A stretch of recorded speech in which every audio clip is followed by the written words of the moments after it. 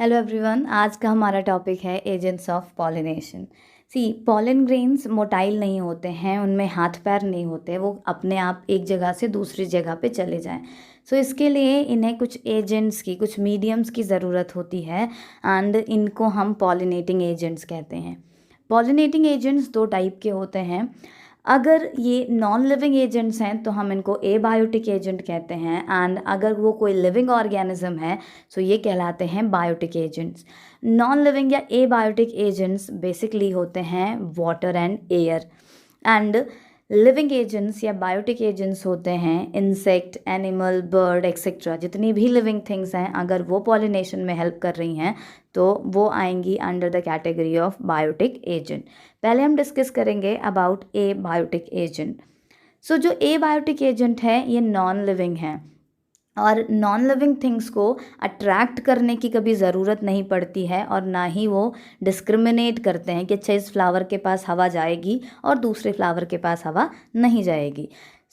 ये non living है और इनमें कोई भी डिस्क्रिमिनेशन वाली फीचर नहीं है।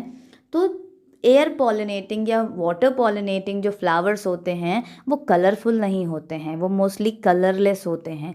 उनमें नेक्टर नहीं होता है, क्योंकि उन्हें किसी को अट्रैक्ट नहीं करना है, उन्हें किसी को रिवॉर्ड नहीं देना है। एयर के थ्रू पॉलिनेशन होता है तो उसको हम एनिमोफिली कहते हैं, और अगर वाटर के थ्रू होता है तो उसको हम हाइड्रोफिली कहते हैं। पहले हम डिस्कस करेंगे एनिमोफिली के बारे में। एनिमोफिली मीन्स एयर पॉलिनेशन होगा, और जिन फ्लावर्स में एयर पॉलिनेशन होता है उनमें कुछ एडाप्टेशंस होते हैं, कुछ फीचर्स होते हैं जो उनको सुटेबल बनाते हैं फॉर द एयर पॉलिनेशन। पहला कैरेक्टरिस्टिक है, ये बहुत स्मॉल होते हैं, लाइट इन वेट होते हैं, बिकॉज अगर ये हल्के होंगे तभी ये एयर के साथ फ्लो कर पाएंगे, otherwise it is not possible for them. These are very light and small. ये ड्राई होते हैं, एंड कई टाइम इनमें विंग्स होते हैं जैसे पाइनस में होता है। ये लार्ज नंबर में प्रोड्यूस होते हैं। जो पॉलन ग्रेन्स एयर के थ्रू पॉलिनेट होते हैं ये हमेशा लार्ज नंबर में होते हैं, बिकॉज इनको एयर में फ्लोट करना होता है, और नेसेसरी नहीं है कि ये इमीडिएटली अपनी डेस्टिनेशन पे पहुंच जाएं। ऐसा हो सकता है कि रास्ते में बहुत से पॉलन ग्रेन्स की डेथ हो जाए या वो डीजेनरेट कर जाएं जब तक वो स्टिग्मा तक रीच करें। दैट्स वाई इनका नंबर हमेशा मोर होगा। और एयर पॉलिनेटिंग फ्लावर्स जो होते हैं मोस्टली कलरलेस होते हैं, और इनकी जो पेटल्स होती हैं वो स्मॉल होती हैं। इन फ्लावर्स में कोई फ्रेगरेंस नहीं होती, कोई स्मेल नहीं होती है। Air pollination is very common in grasses and palms. We are taking one example here, that's a maize plant. In maize plant, the male flower, they grow in cluster at the terminal portion, and the female inflorescence, that is also known as cob, it occurs laterally at the lower node. Stigma is in form of silk and it emerges outside, it protruded outside the protective leaf. As the anther matures, anther bursts and the cloud of dust of pollen grain is released in the air, and these pollen grains are caught by the stigma, the silk, and then this help in the pollination, and after pollination fertilization process takes place in this corn cob. Next is water pollination, that is also called hydrophily. Those plants have the water pollination, उनमें adaptations क्या होते हैं। पहला adaptation है, जो pollen grains होते हैं ये कवर होते हैं by a thick mucilage. Mucilage prevent करती है wetting of the pollen grains. Most of the aquatic plants में हाइड्रोफिली या वाटर पॉलिनेशन होता है। वाटर पॉलिनेशन दो टाइप का होता है, first is the hypohydrophily and second is epihydrophily. Hypohydrophily, when pollination of flower occurs below the water surface, that called hypohydrophily. जब water surface के नीचे pollination हो तो उसको हम hypohydrophily कहते हैं. It is very common in Zostera and Ceratophyllum. Zostera is a marine plant, a marine submerged plant. Ceratophyllum में जो एंथर है वो फ्लावर से डिटैच हो जाता है एंड देन ये फ्लोट करता है अपवर्ड. उसके अपवर्ड मूवमेंट के टाइम पे एंथर रैप्चर होता है एंड पॉलन ग्रेन्स रिलीज हो जाते हैं। ये पॉलन ग्रेन्स कैच कर लिए जाते हैं by the sticky style of the female flower and this sticky style of the female flower serves as the stigma, because इनमें क्लियर कट स्टिग्मा नहीं होता तो स्टाइल स्टिग्मा का फंक्शन परफॉर्म करता है। जबकि जोस्टेरा जो कि एक मरीन प्लांट है, इनमें पॉलन ग्रेन्स नीडल लाइक होते हैं और जब ये स्टिग्मा पे रीच करते हैं तो उसको ये कॉइल कर लेते हैं। Next is एपीहाइड्रोफिली। एपीहाइड्रोफिली का मतलब है जब पॉलिनेशन सरफेस ऑफ वाटर पे हो तो उसको एपीहाइड्रोफिली कहते हैं।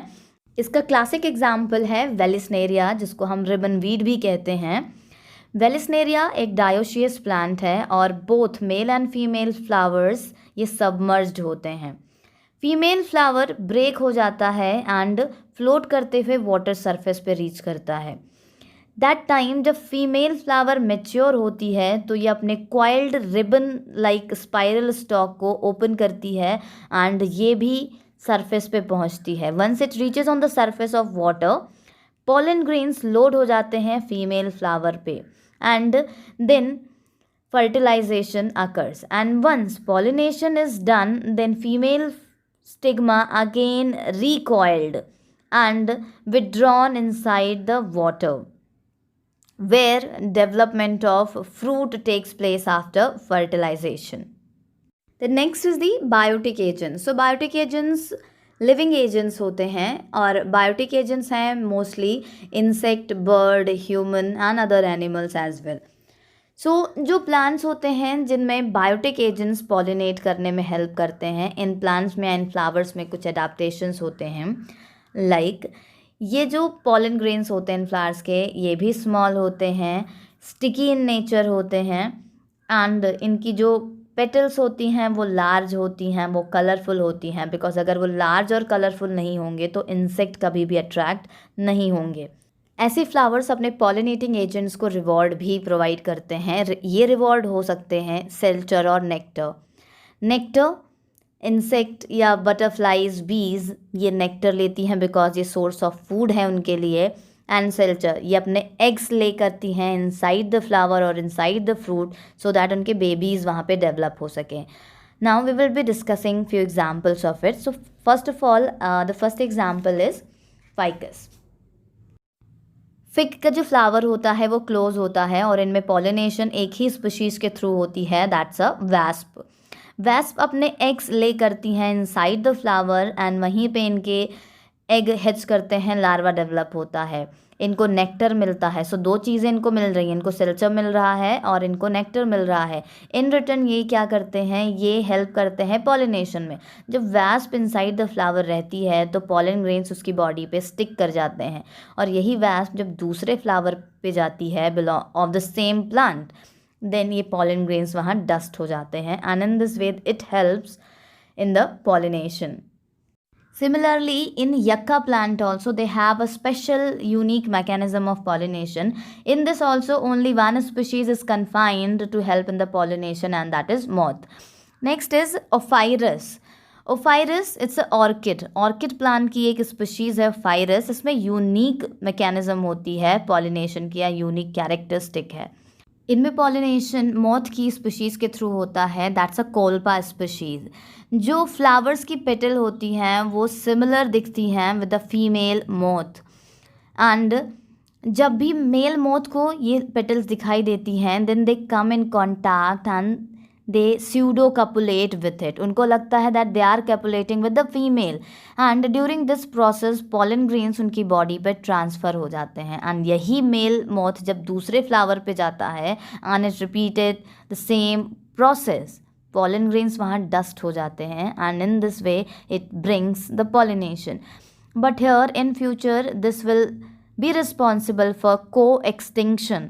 अगर इन केस इन दोनों में से किसी का भी मॉर्फोलॉजिकल कैरेक्टर चेंज हो जाता है, मॉथ का बॉडी फीचर चेंज हो जाए या फ्लावर की पेटल चेंज हो जाए, then it will be difficult for the survival of this particular species of orchid.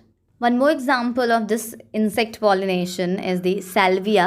Salvia has a unique mechanism and that's a liver technique. Pollination की process fertilisation में help करती है so that future seed produce हो सके। And जब pollination artificially perform की जाए, like कहीं का भी डिज़ायर्ड पॉलन ग्रेन ले जाके आप फीमेल फ्लावर पे उसको ट्रांसफ़र कर दें, तो इस टेक्निक को हम कहते हैं हाइब्रिडाइजेशन प्रोसेस या क्रॉस ब्रीडिंग। हाइब्रिडाइजेशन या क्रॉस ब्रीडिंग प्रोसेस परफॉर्म की जाती है to develop a genetically superior variety of the seed. And ये जेनेटिकली सुपीरियर वैरायटी इसलिए डेवलप की जाती है so that it can grow in any climatic condition and having the desired character of two different varieties of the plant. तो artificial hybridisation में different steps होती हैं इस प्रोसेस में। पहली स्टेप है emasculation, second is bagging, third is dusting. पहली step है इमैस्कुलेशन। इमैस्कुलेशन की प्रोसेस में हम बाइसेक्सुअल फ्लावर से मेल पार्ट को रिमूव कर देते हैं। So the removal of male part from the bisexual flower is called emasculation.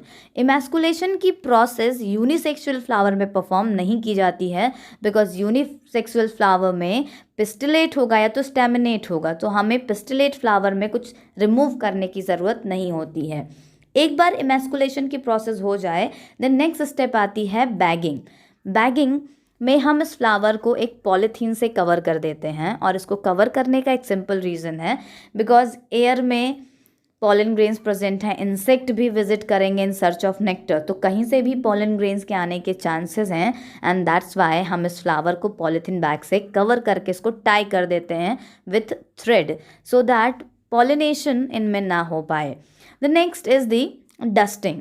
Then हम डिज़ायर्ड मेल प्लांट से पॉलन ग्रेन्स कलेक्ट करते हैं एंड देन इस पॉलीथीन बैग को रिमूव करके स्टिग्मा पे डिज़ायर्ड पॉलन ग्रेन्स डस्ट कर दिए जाते हैं।